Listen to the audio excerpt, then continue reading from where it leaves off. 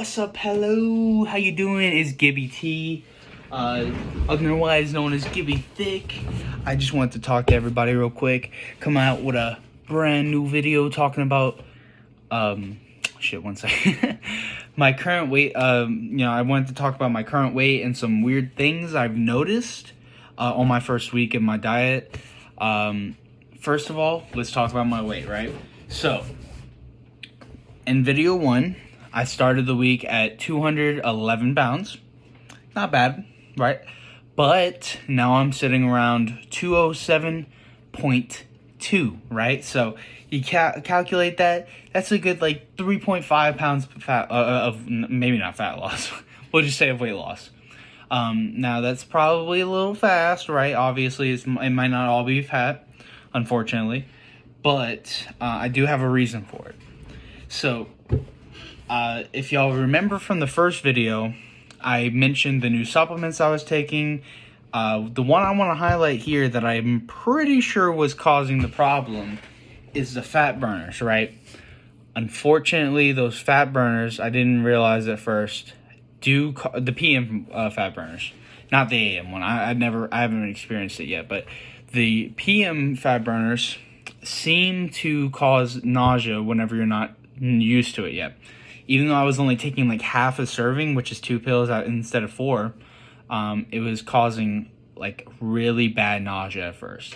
And this caused me to not be able to eat as much anyways. Combined with some of the foods I chose on the first few days, it was really hard because I was eating good food. Low calorie dense food. Yeah, low calorie dense foods, right? So it was hard for me to eat more than 2,000 calories. And so for that, I ate 2,000 calories for 4 days straight. And my deficit was supposed to be at 25, if you remember.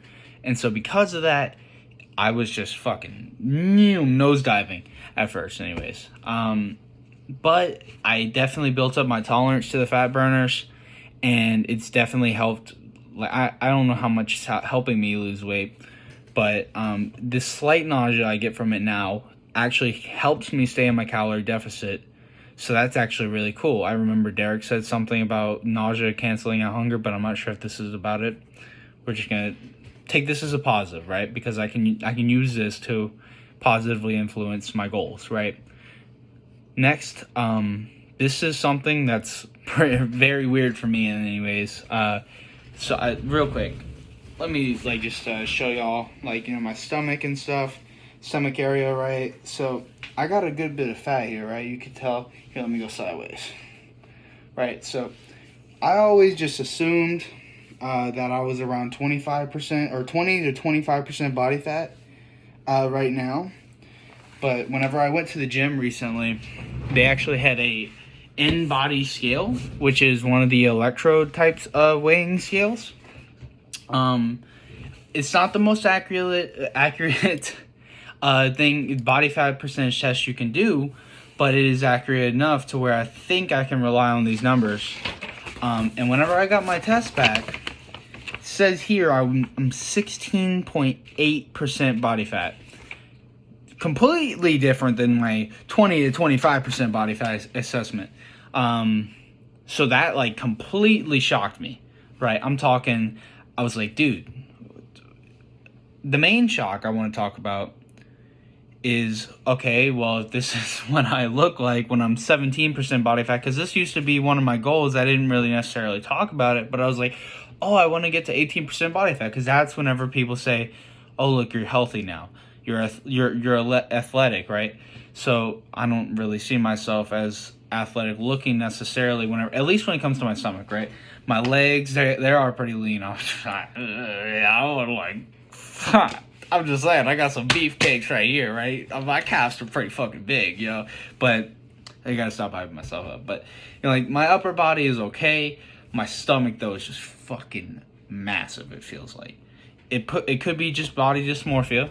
Fair enough. But I just wanted to say that it's not gonna change anything because it just changes my goal, right? It changes, okay, I want to get to this body percent to I'm gonna get to 10% body fat. That's the fucking goal now, all right? Now, I thought it was like way up, so I'm actually really happy to see that I'm this percent. Let's just assume that this is actually within 3% of my actual body fat. Cool. If it's like way off, whatever, it doesn't even matter anyways. I'm not too worried about this, but either way, I just want to talk about it. I just want to talk about some variables as well that could show why I have a rounder stomach, right? So everybody is different where they hold their fat. I could just be someone that holds the majority of my fat, obviously, in my stomach. You know, most guys tend to, but I could even more, right? It's very possible, if you get what I'm saying. Another thing is, I don't know if y'all remember, if you've watched the last video, but I was 280 pounds when I was 15 years old. I'm 210 now, or 207 now, obviously, and I'm 18. That's 70 pounds of fat loss over 3 years. It's not a crazy amount, right? But it could be enough, I'm not sure, to warrant or to cause my body to have stretched skin or loose skin or whatever. And you know, some people are really scared of loose skin.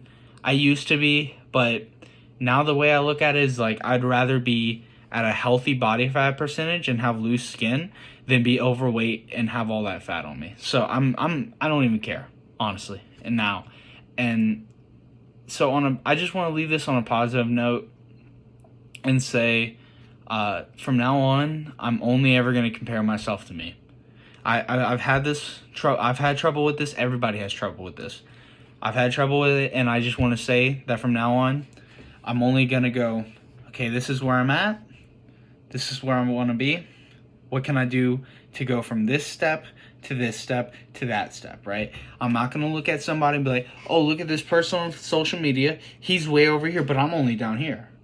That's not right. I should be up here. Why can't I be up there? No, I'm going to be like, okay, this is what I want to do. This is what I can see myself becoming, because right here, I'm overweight. I don't have good style. I don't have blah, blah, blah.